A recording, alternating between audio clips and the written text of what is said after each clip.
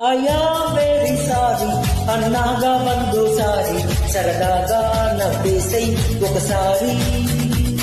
అయ్యా very sorry అన్నాగా వందోసారి సరదాగా నవ్వేసై ఒకసారి.